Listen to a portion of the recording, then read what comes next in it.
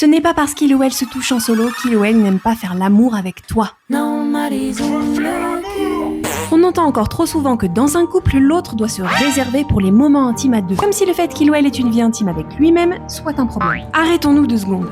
Tu n'es pas en concurrence avec sa main droite. Et en prime, l'éducation intime ne cesse jamais de se faire au cours d'une vie. Et ça passe par la masturbation, quel que soit ton âge. Alors je sais que les représentations culturelles et religieuses peuvent impacter la représentation qu'on a de la et libre à chacun d'avoir son opinion sur le sujet. Néanmoins, ce qui est souvent réprimandé, c'est la consommation de films pour adultes. Et ici, je ne parle pas de ça. Je parle de découverte intime avec soi-même, le fait de cultiver sa créativité érotique à travers soi, de travailler son désir, de se réapproprier en quelque sorte son corps. Et ce sans l'intermédiaire de films X. Bref, je ne vais pas faire l'apologie des moments en solo, mais ce qui est certain, c'est qu'elle participe à améliorer la qualité du sommeil, elle agit comme un antidouleur, et qu'elle t'aide même sur le plan cardiovasculaire. Alors si le fait qu'il ou elle ait des moments en solo te pose problème et que ça génère des conflits dans ton couple, ça peut être intéressant à ce moment-là de venir en parler en sexothérapie. Pour ça, je t'invite à cliquer sur le lien qui est dans ma bio. Parce que tu n'as pas à rentrer en conflit contre le bien-être de ton ou ta partenaire, et ce, quelle qu'en soit sa forme.